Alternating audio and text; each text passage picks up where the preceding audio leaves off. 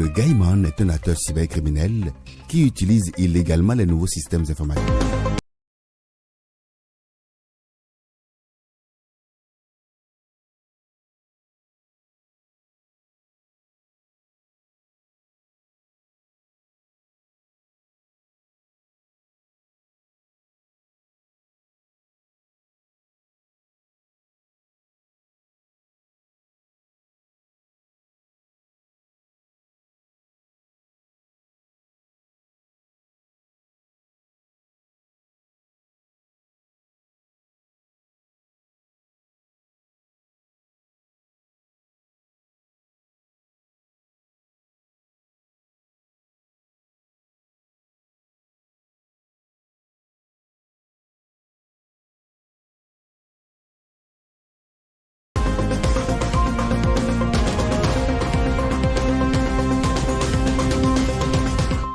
Mesdames et messieurs, l'actualité reste largement dominée par deux faits politiques.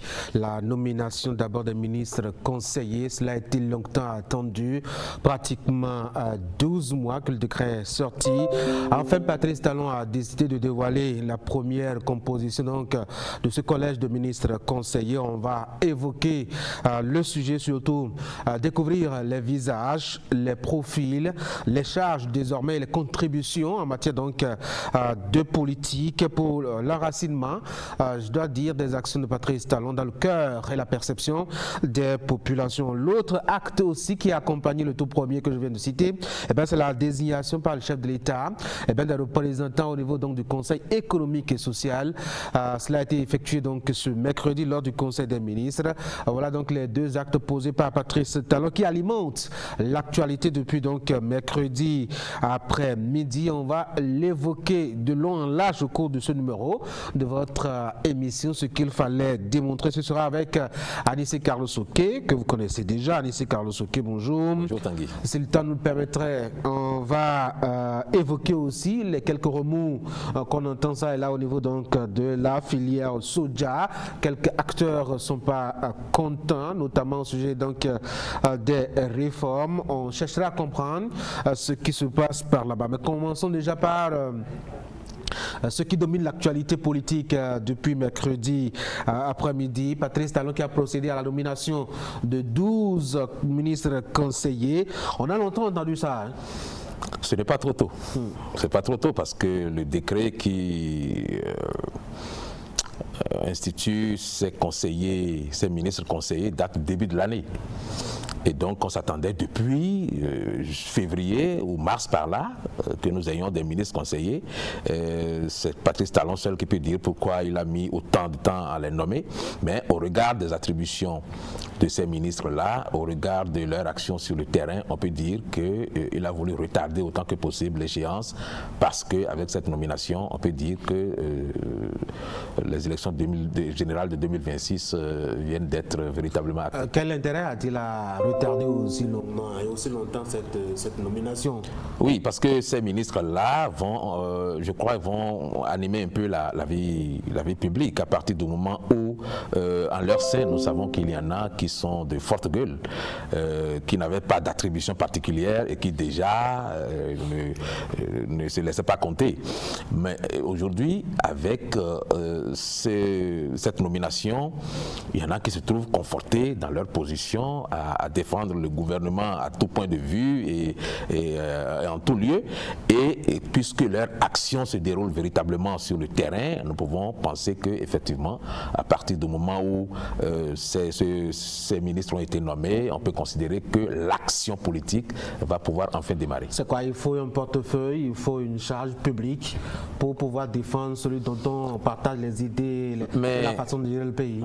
Le fait est que cette charge prévoit précisément qu'il y ait un volet qui concerne l'activation en réalité des cellules sur le terrain, c'est-à-dire donner vie et corps aux personnes qui vont désormais défendre le gouvernement bec et ongle. Et donc, c'est la politique politicienne, si vous voulez, qui commence aujourd'hui, parce que le gouvernement que nous avions hier était un gouvernement de personnes qui avaient une mission, qui ne pouvaient pas se laisser distraire par le fait politique, et justement, ça ne ressemblait pas à ce que nous connaissions. Auparavant, les ministres étaient tout le temps dans les hameaux, dans les localités, en train de faire de la politique. Aujourd'hui, nous avons des ministres qui sont concentrés sur des dossiers techniques depuis un certain nombre d'années, qu'on n'a pas changé précisément pour ne pas créer des perturbations et des retards, comme nous l'avions connu par le passé, et aujourd'hui, pour l'action de la politique politicienne. Si vous voulez, pour lancer la campagne de 2024 et de 2026 du moins, il fallait nommer des gens qui soient ministres comme les autres et qui n'aient pas des tâches qui les maintiennent dans un bureau et les contraignent à continuer de suivre des dossiers de façon... C'est-à-dire que pour la politique politicienne, Patrice Talon nomme des gens à payer aux frais de l'État, c'est ça, hein, pour parler de ses actions. Si vous voulez prendre ça comme ça, on peut le dire comme ça, puisque de toute façon, même les ministres qui n'avaient pas cette attribution étaient dans la fonction politicienne. Mais ils avaient quand même une charge qui rendait service à l'État. Ceux qu'on a nommés, en quoi est-ce qu'ils sont utiles pour l'État, pour la nation, autre que de défendre l'image de Patrice Talon? Non, ils ont quand même la charge de participer aux activités du Conseil des ministres. Ah oui, hein. C'est dans leurs attributions. Ils ont la charge de suivre les projets sur le terrain. Donc, c'est un prétexte, si vous voulez, pour être présent dans la masse tous les jours. Moi, je veux voir l'impact de cette présence au Conseil des ministres, si vous voulez, ou même à la présidente, tout ce que vous voulez, l'impact de cette présence-là sur l'amélioration de la qualité de vie du quotidien des Béninois. C'est ça le plus important. Il y a plusieurs volets dans les fonctionnements, dans les fonctions d'un membre du gouvernement. Et Patrice Talon a fait l'option de ne pas laisser les ministres se distraire. Comme par le passé, ça ne gênait personne qu'un ministre soit en week-end, commande des messes, des marches, ça ne gênait personne. Mais aujourd'hui, Patrice Talon a peut-être fait l'option de ne pas laisser les ministres qui sont concentrés sur les dossiers les plus importants aller se distraire dans les activités qui sont sur le terrain. Récemment, il y a eu une réduction de comptes, vous l'avez vu. Cette réduction de comptes a permis de faire un certain nombre de recueils d'informations qui ont permis aujourd'hui peut-être d'affiner le profil des ministres qui ont été nommés pour que leur rôle soit complémentaire. En fait, c'est comme ça que moi je le comprends. Que leur rôle soit complémentaire au rôle du gouvernement qui était déjà en place. Sinon, il n'y avait pas de besoin de nommer des ministres puisqu'ils n'ont pas de portefeuille spécifique par rapport à la gestion des affaires de l'État. Ils ont un portefeuille de complémentarité par rapport à des portefeuilles qui existaient déjà et qui étaient déjà tenus par d'autres ministres. Donc, je pense que c'est l'aspect de la politique politicienne qui vient s'ajouter en fait aux attributions que ces messieurs ont par rapport aux anciens ministres. Un double gouvernement. C'est pas un double gouvernement, c'est le même gouvernement. Ah oui? Ah oui, c'est le même gouvernement.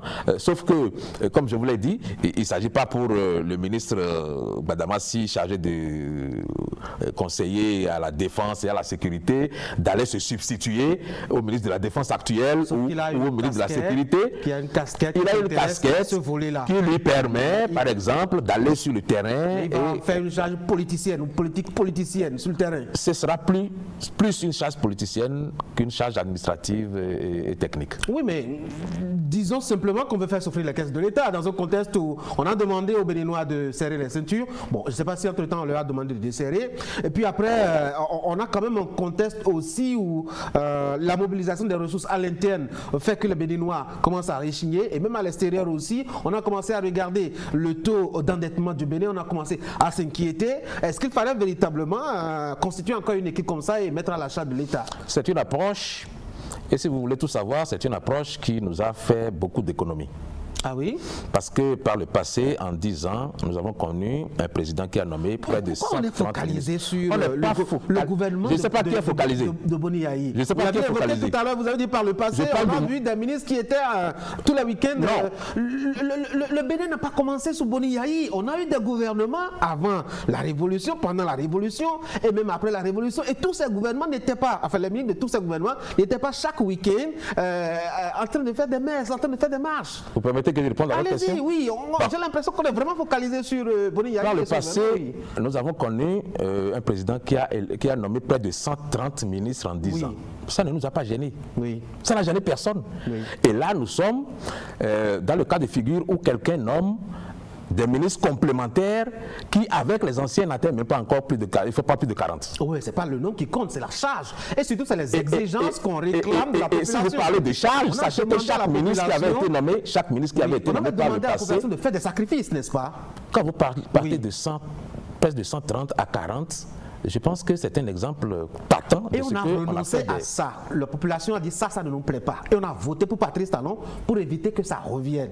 Patrice Talon est venu nous dire faisons des concessions, faisons des sacrifices. Mais s'il duplique son gouvernement, on n'est plus dans la même logique de départ. Est-ce que vous essayez de dire quoi? Que Patrice Talon doit attendre qu'on lui dise quand est-ce qu'il nomme un ministre et comment est-ce qu'il le nomme? Moi, je n'ai pas dit ça. Mais c'est lui qui définit la politique de l'État. Apprécier ses actes, non? C'est lui qui définit la politique de l'État. Oui. Et il dit, je ne mélange pas tout. Moi, c'est la lecture que je fais. Je ne mélange pas tout.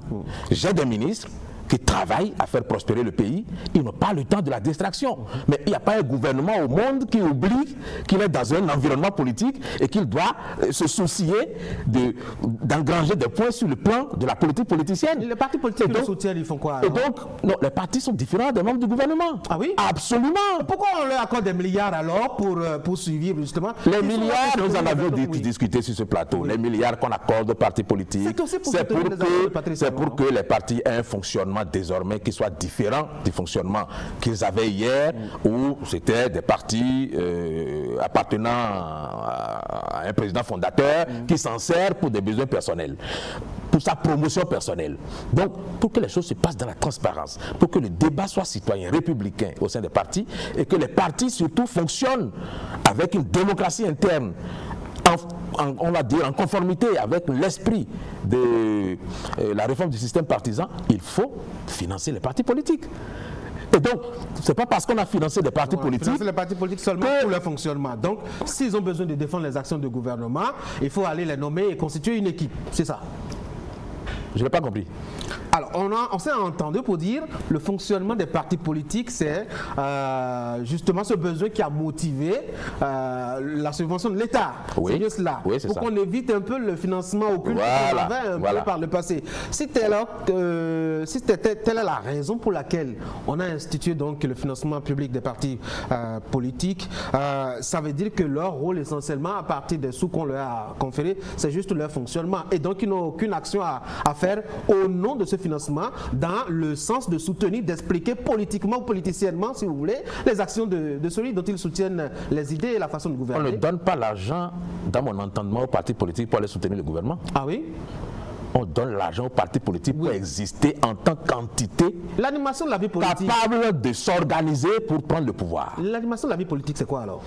Mais si vous dites ça tel que vous le dites, c'est comme si l'argent qu'on donne aux démocrates, par exemple, c'est tout à fait inutile. Parce que les démocrates ne soutiennent pas l'action du chef de l'État. Oui, mais ils sont des sens de l'opposition. Donc, voilà. Leur acte, justement, c'est dans ce sens. Donc, c'est pour que les partis politiques existent en tant qu'entité, capables de s'organiser pour aller vers la conquête du pouvoir de la façon la plus républicaine qu'on leur donne les moyens que l'État leur donne. Donc, ce n'est pas pour aller faire la promotion du gouvernement.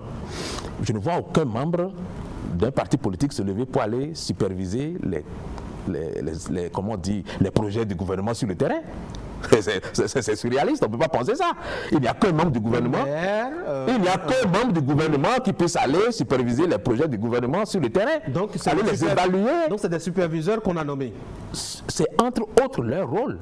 Je ne sais pas si vous avez lu leurs attributions. J'ai lu. On a parlé de technique, on a parlé d'apports pointus, de conseils pointus, etc. Et on voit le profil, on commence par se demander quels sont les apports pointus qu'ils vont apporter. Parce qu'on a tendance à dire tous les jours que le chef de l'État gouverne sans écouter les citoyens. Ah ouais? on a tendance à dire tous les jours que le chef de l'État a des projets qui ne sont pas en adéquation avec ce que souhaitent les citoyens. Si le chef de l'État nomme des personnes pour que désormais tout ce que l'on peut souhaiter au sein de la population soit porté à son appréciation et que les conseils qui suivent de la part des personnes qui sont sur le terrain, au contact des populations, peuvent l'aider à le faire, c'est tant mieux. Moi, je ne trouve pas d'inconvénient à ce que ces nominations soient faites. Et c'est ce que j'essayais de vous dire. Moi, je ne pense pas que cela fasse souffrir ou toute mesure les caisses de l'État, parce que ça fait partie des attributions du chef de l'État de s'assurer d'être en phase avec les citoyens, et il se donne les moyens d'atteindre les objectifs qui sont fixés. On a donc qu'ils vont aller sur le terrain superviser, écouter ce que disent les populations, faire remonter vers le chef de l'État afin qu'il ait une oreille attentive aux observations des populations. Un peu comme si les députés de la mouvance n'existaient pas pour faire le job. C'est pas leur job. C'est pas leur job. Non. Les députés. Non, c'est pas leur job. Ce n'est pas leur rôle d'aller vers les citoyens, de chercher à savoir ce dont ils souffrent et de faire porter ça. Vous avez tendance à penser que les députés sont des employés du gouvernement. Non, on n'a pas dit ça. Je suis désolé, mais les députés qui existent au sein des partis que nous avons aujourd'hui n'ont pas vocation à aller recueillir l'information pour le gouvernement. Chaque entité a un travail à faire. Donc, le gouvernement est dans l'exercice de ses prérogatives quand il nomme des ministres pour être au contact des citoyens et recueillir les informations. La tournée, je vous dis, cette tournée de sensibilisation a été le déclic qui a permis d'évaluer la situation et de savoir quelles sont les lacunes qu'il y a dans la gouvernance. Parce que, comme je vous l'ai dit, il y a plusieurs citoyens qui pensent que le gouvernement est déconnecté. Ah oui. On ne voit plus les ministres. Ce sont les citoyens qui pensent ou que ce sont les dirigeants eux-mêmes qui pensent? Non, il y a eu une tournée nationale. Oui. Et donc on a recueilli les points de vue de se connecter. Qui leur a permis d'enregistrer les doléances des citoyens.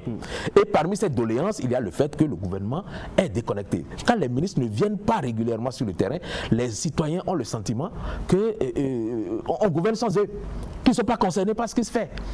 Parce qu'on ne peut pas gouverner effectivement contre la volonté des citoyens ou même les forcer à accepter des options et revenir après leur dire bon, voilà ce que nous avons fait en votre nom, on vient faire reddition de comptes. Non, il faut que un peu de ce que pensent les citoyens soit remonté et que ça compte dans les décisions qui sont prises. Moi, c'est la lecture que je fais de la nomination de ces ministres-là qui sont, encore une fois, dans une fonction plus politicienne qu'administrative et technique. Ils sont 12, dont 3 femmes. Oui. Appréciation. Par rapport au fait qu'il y ait 3 femmes? Oui. Ah, mais il faut qu'il y ait des femmes à nommer pour qu'on les nomme. C'est quoi? Il n'existe pas de femmes mais je pense qui puissent être ministre conseiller? Je pense qu'il y a beaucoup de profils à peaufiner du point de vue de nos femmes, parce que être ministre et être femme, ça appelle un certain nombre de disponibilités, ça appelle un certain nombre de dispositions qui parfois ne sont pas aussi évidentes qu'on peut le penser. Vous avez vu que pour que nous ayons les députés que nous avons là, il a fallu qu'on prenne une loi. Parce que sinon, les postes étaient disponibles, mais c'est pas forcément que les personnes étaient disponibles. Il fallait se bagarrer et elles ne se bagarraient pas, c'est tout. Bon, si elles ne se bagarraient pas, c'est parce qu'elles n'étaient pas intéressées. Ah parce que quand on est intéressé par quelque chose, on se bagarre. Ah oui. Bon, donc c'est pour vous dire, en fait, quoi qu'on puisse avoir aujourd'hui comme intention d'équilibrer la balance entre le nombre d'hommes et de femmes nommés, il faut quand même qu'il y ait des femmes qui soient suffisamment disponibles et disposées à faire le travail pour lequel on va les nommer. Parce que ici, il s'agit d'avoir des ministres qui ont des fonctions et qui appellent un certain nombre de présences sur le terrain, un certain nombre de connaissances du terrain et surtout d'acceptation. Parce qu'il faut avoir un fief, enfin la plupart, parce qu'ils ont un fief, ils ont une base électorale, ils ont de l'expérience. C'est pas un prime, enfin on va dire un prime emploi. C'est pas des gens qui sont venus de nulle part qu'on a nommé pour la première fois quelque part. Donc ils sont déjà dans la politique depuis un certain temps. Ils ont une certaine expérience et je pense que c'est là-dessus que le chef de l'État a compté. Maintenant, au-delà de ça, moi je considère que le chef de l'État a tenu compte d'un critère particulier. Parce que quand je regarde le profil des personnes qui sont nommées, ce n'est pas les mêmes profils. Mais par contre, il y a un point commun. c'est que ces personnes-là, pour la plupart, s'étaient engagées ouvertement aux côtés du chef de l'État, ont assumé la rupture, si vous voulez, et assument les résultats de la rupture. Donc on les voyait déjà parler, s'exprimer sur plusieurs plateaux de télévision, sur les radios, dans les journaux, et assumer entièrement ce qui est en train d'être fait. Je pense qu'il y a là un motif de loyauté qui a prévalu à leur nomination. Il faut saluer par une nomination. Parce que si à un poste comme celui-là, vous ne mettez pas des gens qui fassent preuve de loyauté, vous risquez d'être profondément déçu parce que, comme je vous l'ai dit, de mon point de vue, c'est très clair que ce qui est enclenché là, c'est par rapport aux élections générales. Donc ce n'est pas une prime politique, une consolation à des désespérés politiques qui ont échoué soit à une élection récemment ou qui sont restés longtemps dans l'ombre, qu'on a dû oublier à un moment donné ou qu'on a sauté de manière inattendue, qu'on a voulu ramener sur la scène politique. C'est leur expérience et leur loyauté qui ont fondamentalement compté de mon point de vue. Donc, pour la mission qui leur a été confiée, il fallait des gens qui connaissent véritablement le terrain et qui sachent quoi faire. On ne conseille pas un chef de l'État sur des questions liées à la vie des citoyens quand on n'a pas soi-même une certaine expérience. On ne participe pas aux activités du Conseil des ministres en apportant le volet qui a rapport à la vie des citoyens quand on n'a pas une certaine expérience.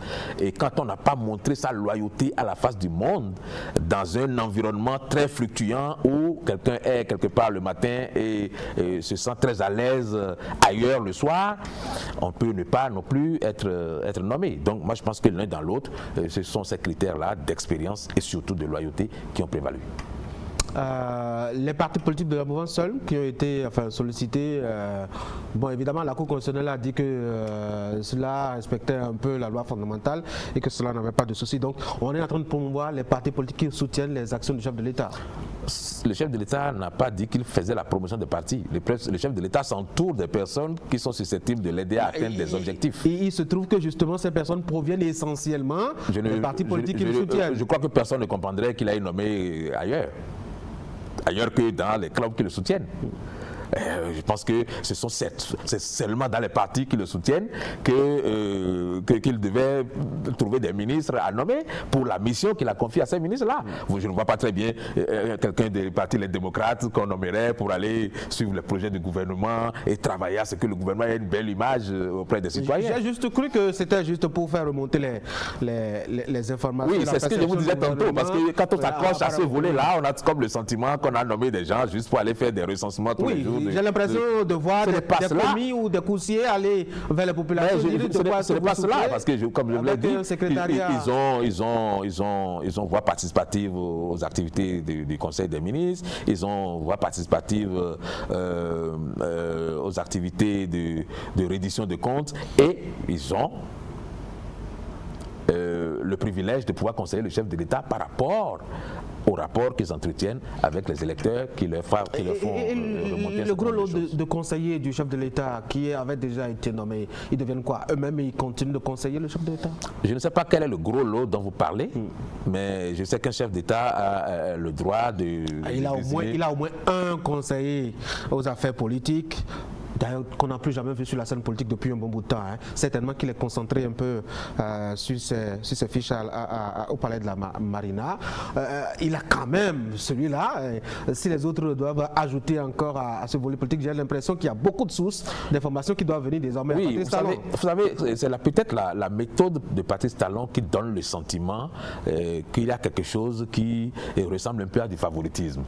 Par le passé, quel que soit le gouvernement que vous prenez, à un an de l'élection présidentielle, il y a toujours un remaniement qui met en scène les personnes qui sont véritablement maîtres du terrain.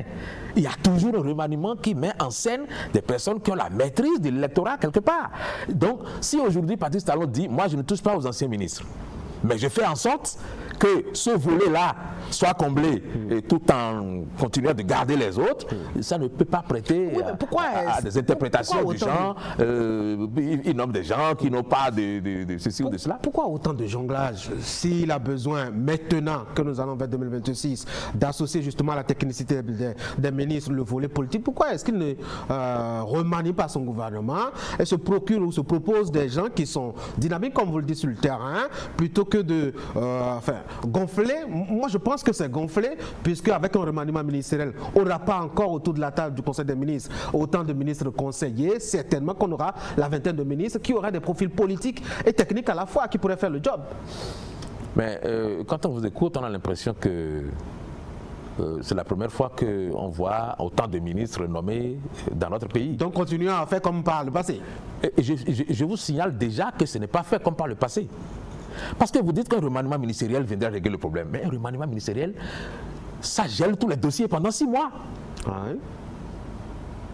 N'importe quel ministre qui prend un portefeuille aujourd'hui ne se retrouve dedans, n'est à l'aise dedans pour continuer le travail qu'après 6 mois. Oui. Donc, on ne peut pas, c'est pas un cadre alors qu'on nomme. On ne peut pas, à 1 an d'une élection présidentielle, nommer quelqu'un qui n'était pas en train de suivre un dossier depuis des années, qui en a déjà la maîtrise, qui en connaît les ramifications, qui sait où est-ce que ça cloche, où est-ce qu'il faut agir pour faire avancer les choses. On ne peut pas nommer quelqu'un comme ça, qui vient prendre les rênes et qui continue exactement comme si il avait toujours été là. Ce n'est pas possible. Donc, un remaniement, aujourd'hui, serait pratiquement suicidaire pour les projets qui sont en cours. Pratiquement suicidaire, parce que ces projets n'iront jamais à terme. Donc il faut laisser les ministres qui sont déjà sur la même lancée depuis de longues années et qui ont déjà une parfaite maîtrise de la situation et qui savent exactement ce qu'il y a à faire, qui ont des délais à respecter, il faut les laisser en place, faire ce qu'ils sont en train de faire et éventuellement nommer d'autres personnes. Ceux qui ont envie d'être ministre sous Patrice Talon ne vont pas beaucoup aimer vous écouter. Hein, mais Patrice Talon n'est pas venu non plus pour faire plaisir à tous ceux qui veulent être nommés ministre. Ah oui. Il a des objectifs, comme je vous ai dit, il a des objectifs à atteindre et il se donne les moyens d'atteindre ces objectifs-là avec le minimum de charges possible pour l'État. Et c'est ça qu'il faut noter. J'ai l'impression que c'est tout le contraire que vous semblez noter. Non, je ne sens pas noter. C'est avec le minimum de charges. À part le focus sur les 10 ans de Boni, je ne sais pas s'il y a eu des gouvernements pléthoriques au point 200 en pleine par le passé. Bon, voilà. Et puis, quand on a aussi l'autre aspect négatif, qu'on veut justement changer, améliorer, on ne fait pas à peu près comme lui. Ce n'est pas du tout comme lui. Ça ne ressemble même pas du tout à ce qu'on avait connu par le passé. Il n'y avait eu par le passé aucun chef d'État qui ait laissé des ministres en place 6 ans, 7 ans, 8 ans. Oui, et qui est expliqué justement. Est-ce que justement, c'est pas la question que j'allais poser, est-ce que ce n'est pas le fait d'avoir laissé aussi longtemps les ministres en place qui le fait recourir à cette solution à la fin de nommer des gens pour aller vaquer, tout à fait. Occuper tout à fait. Le terrain? C'est tout à fait ça, parce qu'il y a un volet complémentaire qu'il faut ajouter aux activités du gouvernement, c'est le volet de la politique.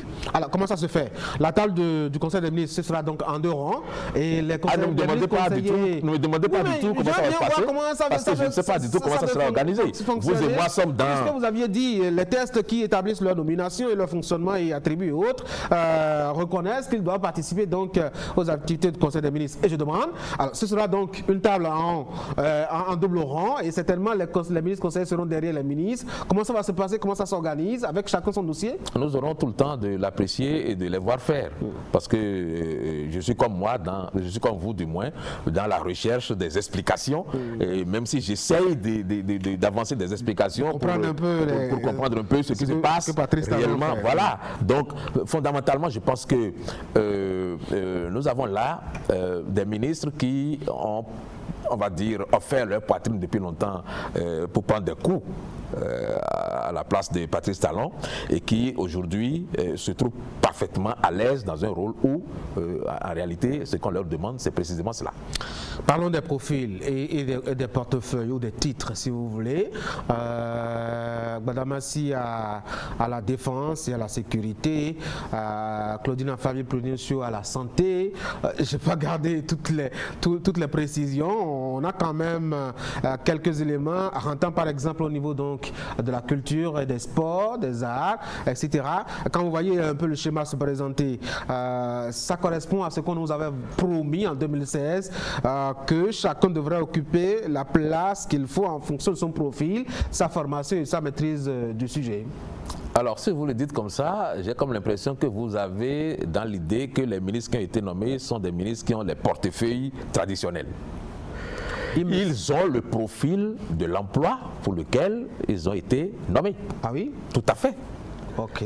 Ils ont le profil. Démonstration donc. Le responsable chargé de la défense et de la sécurité, je vous l'ai dit, son rôle n'est pas d'aller s'asseoir dans le fauteuil du ministre Noati pour le suppléer.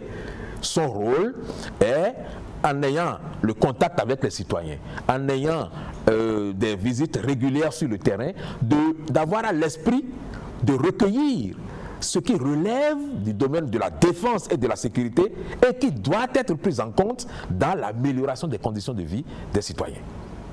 C'est un peu ça. Donc, lui, son travail n'est pas d'aller s'asseoir dans un bureau pour dire, bon, on va acheter des armes, on va acheter des treillis, on va faire ceci, on va faire cela. Non, je suis allé sur le terrain. Du point de vue de la défense et de la sécurité, il y a des failles dans telle région parce que les populations se sentent menacées par telle situation. Le ministre qui est dans son bureau à Cotonou ne connaît pas forcément tout ça et n'a pas forcément le réflexe d'organiser cette remontée de l'information. Vous faites comme si vous démontrez, vous faites une analyse comme si toute l'administration est concentrée à Cotonou et qu'on n'a pas une direction départementale de la santé par exemple, qu'on n'a pas une direction au niveau communal, qu'au niveau des arrondissements on n'a pas, je dois dire, des organisations de façon géographique ou structurelle, etc., qui fait un maillage du territoire national et permettent que l'information partent depuis le dernier arrondissement, le petit village, jusqu'au sommet, jusqu'au bureau du ministre. C'est quand même une administration nationale. Si on s'en tient à votre administration, aucun gouvernement ne devrait faire reddition de comptes. Puisqu'il y a l'administration territoriale qui est là, qui est en contact avec les citoyens. En principe. Donc, en principe. Non. En principe, quand on est avec la population, on leur dit ce qu'on fait. Nous avons une administration qui manque de performance et nous le savons tous. Okay. Nous avons une administration qui manque de performance. C'est pourquoi je vous ai dit que le déclic est venu de la tournée gouvernementale qui a permis de se rendre compte qu'il y a des choses qu'on pensait aller de soi, qui avaient l'air naturelles, mais qui en réalité ne fonctionnaient pas. Parce que la mentalité même des citoyens béninois fait que lorsque un responsable ne s'est pas déplacé, on refuse de croire ce qu'on a sous les yeux. Et même quand on veut parler au directeur local, on dit non, moi je n'ai pas envie de discuter avec toi, il faut qu'un responsable de niveau plus élevé vienne pour que je puisse dire ce que j'ai à dire. Vous voyez, vous ne pouvez pas savoir le nombre de personnes qui disent si ce n'est pas Patrice Talon, moi je n'ai pas la personne. Et qui ont pourtant des choses importantes à dire pour que le pays puisse avancer. Mais c'est pas le ministre conseiller, c'est pas au ministre conseiller qui l'administration fait ce que l'administration peut faire. Oui. Mais comme je vous l'ai dit, les ministres conseillers ne sont pas des novices, ce ne sont pas des gens venus de nulle part. C'est des gens qui sont déjà très très ancrés dans la population à un niveau ou à un autre et qui peuvent, à partir de toutes les sources qu'ils peuvent avoir, être plus éclairés qu'un simple commis administratif qui vient envoyer un rapport à un ministre et qui doit rester circonspect, qui doit rester très administratif, qui doit faire en sorte d'ailleurs qu'on remarque que lui, il n'a pas de défaillance à son niveau et que le problème vient d'ailleurs, alors que c'est peut-être lui qui a le problème. Lui qui fait le compte-rendu, c'est peut-être lui qui a le problème. Donc, quand on a quelqu'un qui, en toute liberté, et avec les prérogatives politiciennes qui sont celles des ministres conseillers, aller partout où c'est nécessaire pour aller chercher l'information, pour aller parler. Il y a ce volet-là aussi, pour aller parler aux personnes qui ont besoin d'entendre certaines choses. Et pour à la fin coordonner tous les projets qui sont dans une certaine circonscription, donc celui de la défense s'occupe des projets de la défense et de la sécurité. Celui de la santé s'occupe on n'a pas besoin pour ça d'avoir un profil de médecin pour s'occuper de ce qui se passe dans le secteur de la santé, d'aller parler aux gens, recueillir des informations et les reverser. Moi j'ai toujours cru qu'il fallait avoir une sensibilité aux questions de la santé par exemple, avoir un intérêt singulier, même si on n'est pas du domaine de la santé, avoir un intérêt singulier pour la santé des populations, pour prétendre pouvoir recueillir, je dois dire, des doléances assez précises concernant justement moi je vous dirais que le ministre de la Santé, c'est pas parce qu'on est médecin qu'on est forcément le meilleur ministre de la Santé. C'est tout ce que je vous dirais, parce que ce n'est pas le cadre technique qui s'en va travailler. Ce n'est pas le médecin qui s'en va faire une opération sur le terrain.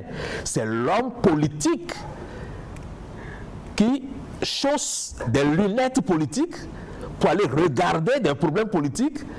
Donc, un regard biaisé pour recueillir des choses concrètes et faire remonter ça. Je ne sais pas quelle est la qualité du résultat attendu. Pourquoi vous pensez que c'est biaisé? Parce que c'est tout ce qui est d'un œil politique est biaisé. C'est subjectif. C'est subjectif. Je suis d'accord avec vous, mais ce n'est pas biaisé. Ah oui? C'est subjectif parce que Patrice Talon travaille à avoir une succession. Et vous auriez tort de penser que ce n'est pas son droit. Je veux bien voir les ministres conseillers remonter, par exemple, des réprimandes, des récriminations, des reproches, par exemple, des choix faits. Et Dieu sait que Patrice Talon fait des choix qui ne rencontrent pas forcément, je dois dire, l'assentiment général. Je veux bien voir des ministres conseillers aller lui dire à l'oreille, écoute, ce choix sur lequel tu t'es engagé, écoute, ça ne marche pas, il faut faire marche arrière parce que les populations en bas disent que ça ne marche pas. Pourquoi vous pensez qu'il ne peut pas lui dire ça? Ah mais moi je ne sais pas. Je pense qu'ils ont été nommés pour lui dire ça. Ah d'accord. Mais par contre, leur recueil d'informations vise à aider les chefs de l'État à prendre des décisions. Ce n'est pas pour le contraindre à décider ce qu'eux ils voudraient. De là on a glissé sur le chemin populiste. Appelez ça comme vous voulez. Mais gouverner un pays, c'est aussi cela. Gouverner un pays, c'est aussi cela. On ne gouverne pas sans faire de la politique. Sans faire du populisme. Bon, je ne sais pas si c'est du populisme qu'on peut appeler ça. Aller vers les citoyens pour travailler de façon à être un peu en phase avec leurs aspirations. Je ne sais pas si vous appelez ça du populisme. Mais tout ce que je sais, c'est que l'éclairage de ces ministres conseillers et leurs conseils peuvent amener le chef de l'État à prendre un certain nombre de décisions ou à reprofiler un certain nombre de choses, à réaménager un certain nombre de choses. Mais ce n'est pas pour aller peser sur sa décision souveraine de continuer de gérer les affaires de l'État telles que la Constitution lui en donne les prérogatives.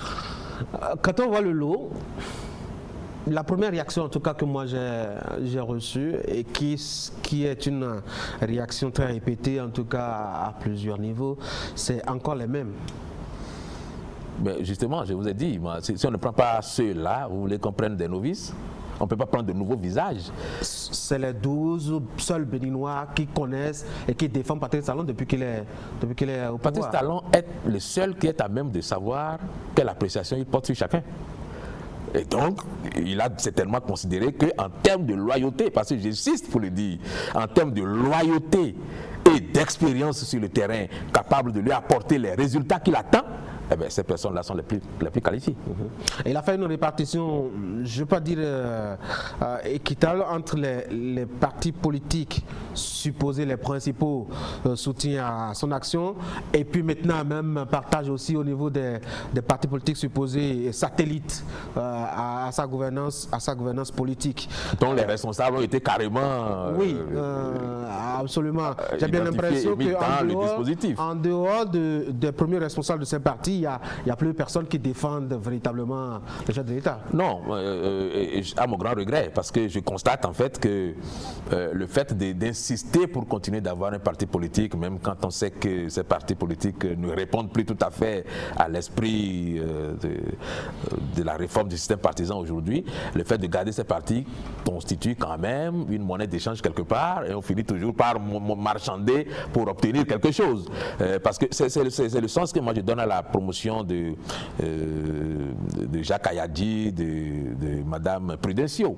Parce que en réalité, sur le plan purement on va dire, de la réforme du système partisan, ces partis-là auraient dû normalement déjà fusionner même avec d'autres partis. Même si on n'a pas encore assisté à... d'autres chances pour se racheter, je crois, en 2026. Oui, bon, c'est un risque qu'ils prennent.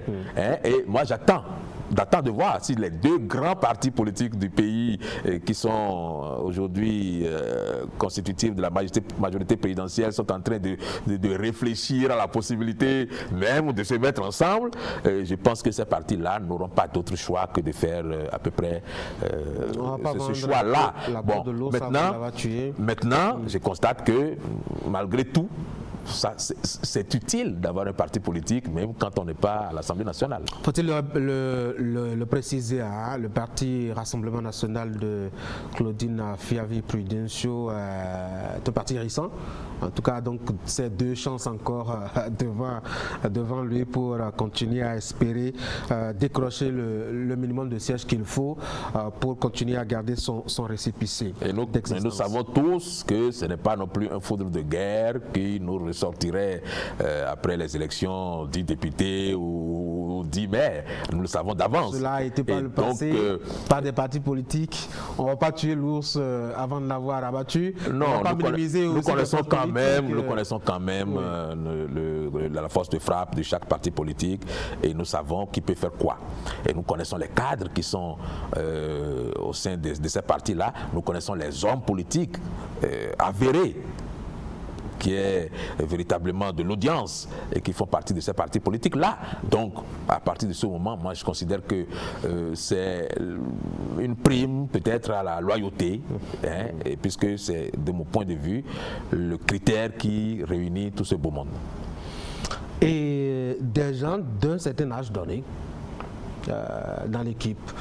Le seul jeune, relativement jeune, qui doit être dans la quarantaine, si mes informations sont bonnes, c'est le ministre conseiller en charge de la culture qui paraît très jeune sur l'image collective présentée dans les journaux. Oui. On a bien l'impression que pour être ministre conseiller, il faut avoir dépassé certainement au moins la barre des 50 ans. En tout cas, je vous le répète, il faut avoir une certaine expérience et l'expérience ne se construit pas en 10 ans. Donc, la plupart de ceux qui sont... on a des précocités politiques, oui, vous savez. Oui. Et ceux qui ont la précocité politique, s'ils étaient identifiés, je pense qu'ils auraient pu être nommés. Mais il ne faut pas que la précocité, il faut aussi effectivement avoir une maîtrise du terrain. Il faut être utile à la mission pour laquelle on vous destine. Sinon, nous connaissons tous des jeunes qui, à 20 ans, étaient déjà dans la politique et qui y sont encore jusqu'à présent. Mais nous savons aussi qu'ils n'ont pas eu une véritable constance qui puisse donner le sentiment que ce sont des personnes loyales par essence. Il y a ça qui compte. C'est très important. Donc, moi, je considère que même ceux qui sont là aujourd'hui sont loyaux par rapport à la politique actuelle.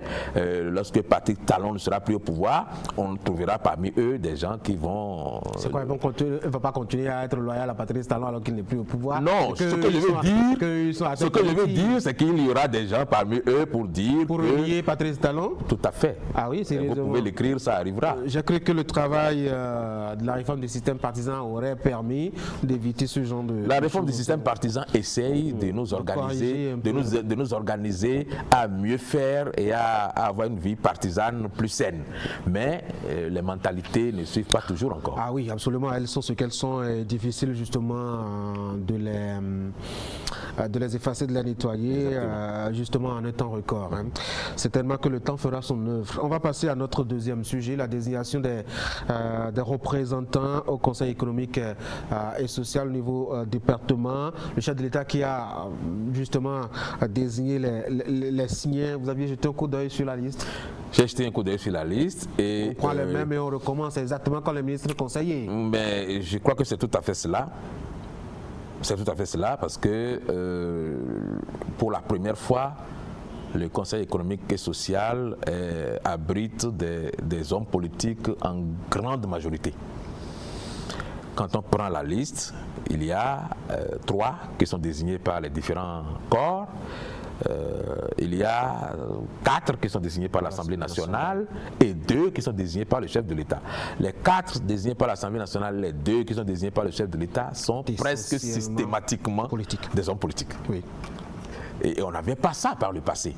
Donc, on a politisé outrancièrement le Conseil économique et social et je pense que ça a été une occasion pour caser beaucoup de personnes qui étaient tombées un peu parfois en disgrâce, parfois dans l'oubli, parfois dans l'ennui et qui ont quand même quelque chose à faire valoir.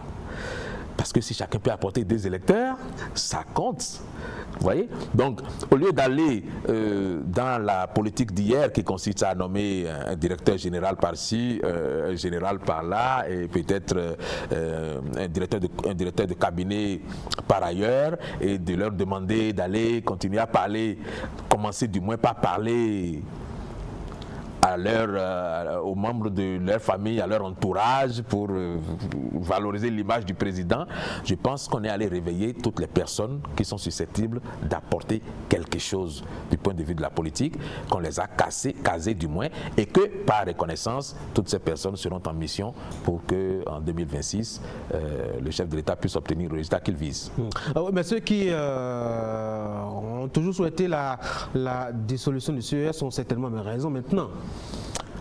Ils ont raison parce que le CES tel qu'il était avait, on va dire, était une charge un peu lourde dont les réflexions ne nous profitaient pas beaucoup. Il y avait une réforme à faire. Cette réforme a été faite et je pense que c'est à l'expérience qu'on saura si, en réalité, la réforme qui a été faite est utile. Ou si nous retombons dans des travers plus graves que les travers d'hier.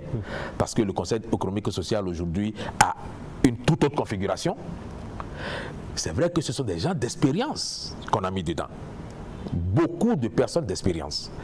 Peut-être que c'est l'objectif, mais je pense qu'on a joint l'utile à l'agréable parce que ces personnes qui ont beaucoup d'expérience à faire valoir au Conseil économique et social ont également une expérience à faire valoir du point de vue politique et c'est de ce côté-là. Le volet politique a donc primé dans le choix de ces personnes-là et qui pourrait noyer justement le rôle fondamental et l'apport de cette institution au bon fonctionnement de la République et au rapport entre les institutions. On peut considérer que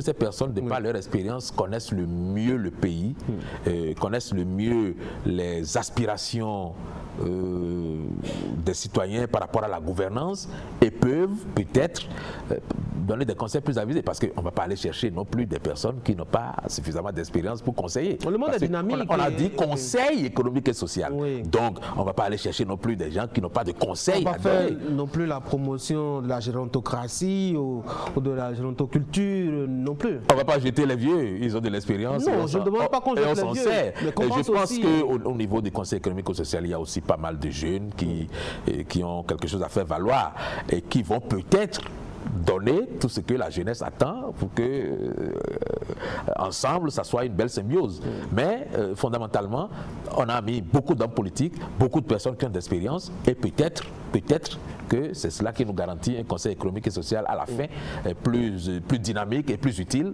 que le Conseil que nous avions par le passé qui produisait beaucoup, mais dont les écrits et les conclusions n'étaient pas toujours prises en compte parce que d'abord ça ne s'impose pas et ensuite quand c'est pas conforme à la politique du chef de l'État, il met ça de côté tout de suite parce que selon la Constitution, c'est lui, le chef de l'État, qui détermine et conduit la politique nationale. Voilà.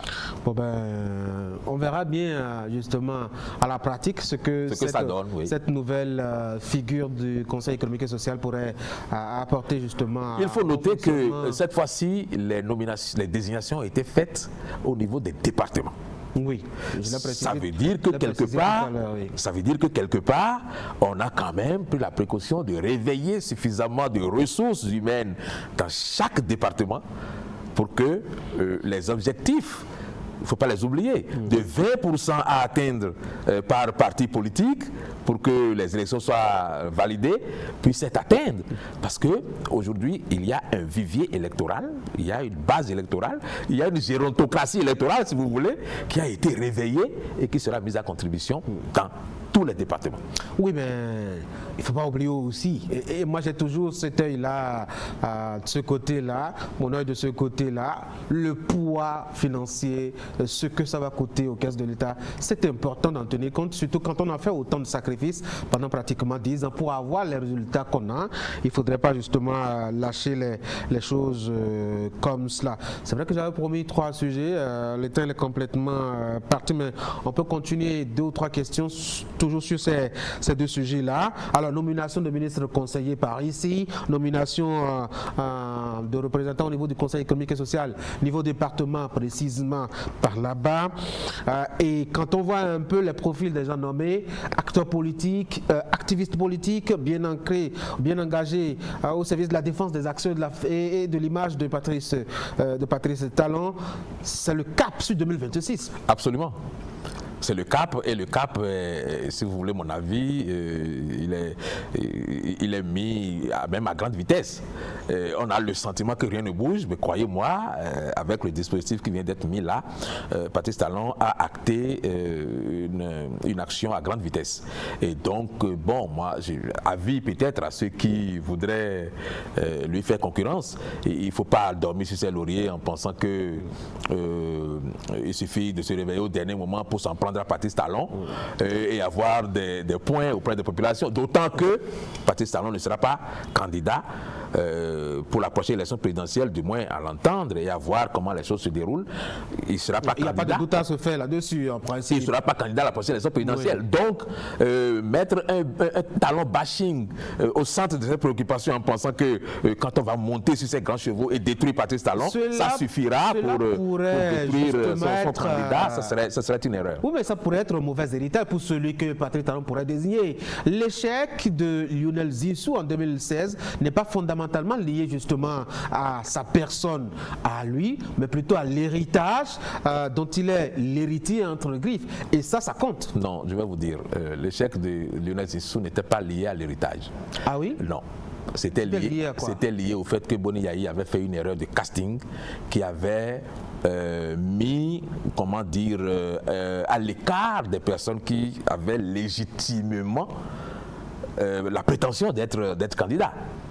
Donc, on se souvient bien que le professeur Adebayor, comment il s'appelle, François Abiola du moins, se voyait très bien candidat. On se souvient que Komi Koutié se voyait très bien candidat. Le fait d'avoir mis de côté ces personnes pour aller chercher Lionel Zinsou a désorganisé son équipe, et je pense que ce qui lui est arrivé, c'est que les gens qui étaient tout autour de lui avaient fait campagne pour quelqu'un d'autre et lui ont fait croire qu'ils étaient avec lui. Prions donc que Patrice Talon fasse. Si Patrice Talon ne commet pas la même erreur en allant chercher quelqu'un qui n'est pas au sein de ses partis politiques et qui débarque de nulle part, il y a des chances que sa stratégie puisse Mais porter. ces nominations ont justement semé des remous au sein même des partis politiques. Beaucoup avaient espéré justement saisir cette dernière opportunité pour quand même se faire gratifier au bout de pratiquement 10 ans de soutien aveugle et de cris sur la place publique. Moi personnellement je ne connais plus beaucoup de personnes qui soient pas récompensées. Parce que quand vous voyez la liste du Conseil économique et social, non, ça fait deux fois, ça fait 2 fois 12, ça fait 24 plus 12 ministres conseillers. Ah non, l'Assemblée nationale a désigné 4 personnes. Oui.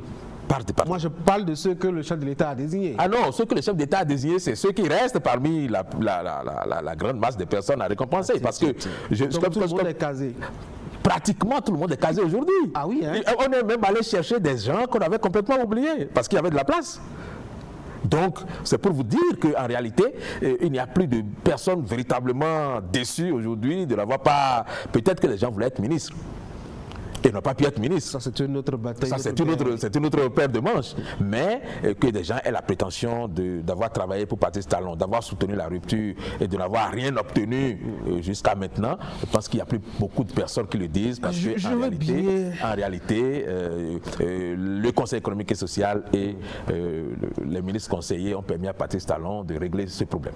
Je veux bien écouter les militants de certaines formations politiques justement pour vraiment statuer sur cet aspect de la question. Anissé Kalonsoké, merci beaucoup. C'est moi qui vous remercie.